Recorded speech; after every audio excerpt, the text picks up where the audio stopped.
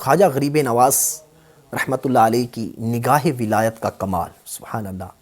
حضرت خواجہ خواجگان خواجہ غریب نواز رحمۃ اللہ علیہ نے یہ انقلاب برپا کرنے کے لیے بہت محنت کی ہے نا، کہ اپنے کردار سے، اپنی گفتار سے نیکی کی دعوت دے کر لوگوں کو اسلام کی طرف لاتے۔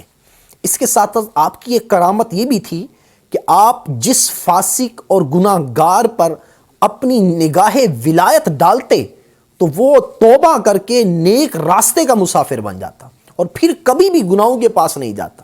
یہ ہے نا کہ تیری ایک نگاہ کی بات ہے، یہ آپ کی نگاہ کی بات ہے، سبحان اللہ۔ ایک واقعہ آپ سناؤں آپ کو۔ ایک بادشاہ بہت ہی ظالم اور بد مزاج تھا۔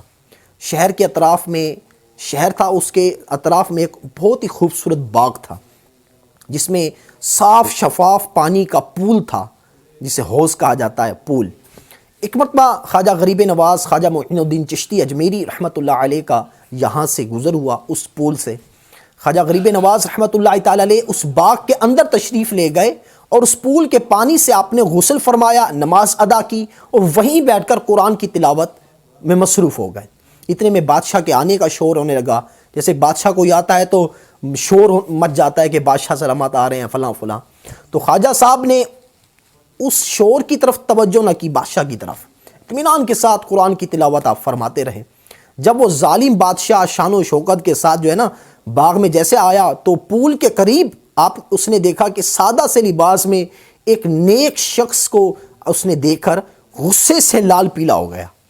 اب کیا ہوا کہ اس نے غصے میں سپاہیوں پر چلایا کہ اس شخص کو کس نے میرے باغ میں بیٹھنے کی پرمیشن دی؟ وہ بادشاہ کے غصے کو دیکھ کر سپاہی بھی ڈر گئے۔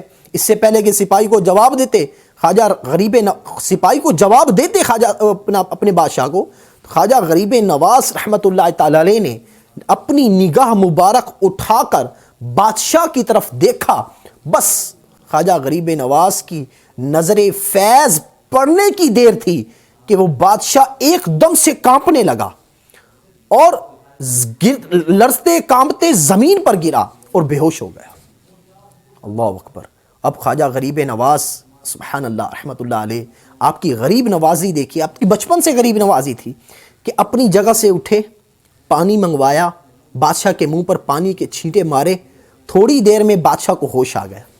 بس اب کیا تھا، ہوش آتے ہی بڑی اس نے نہایت عاجزی کے ساتھ اپنی غلطی کی معافی مانگی اور پھر اپنے سارے خادموں کے سمیت توبہ کی اور خواجہ غریب نواز کی غلامی میں داخل ہو گیا۔ اور ایک مرتبہ خواجہ غریب نواز کافروں کی عبادت گاہ کے قریب سے گزرے تو آپ نے دیکھا کہ وہاں 7 کافر شرک کر رہے تھے۔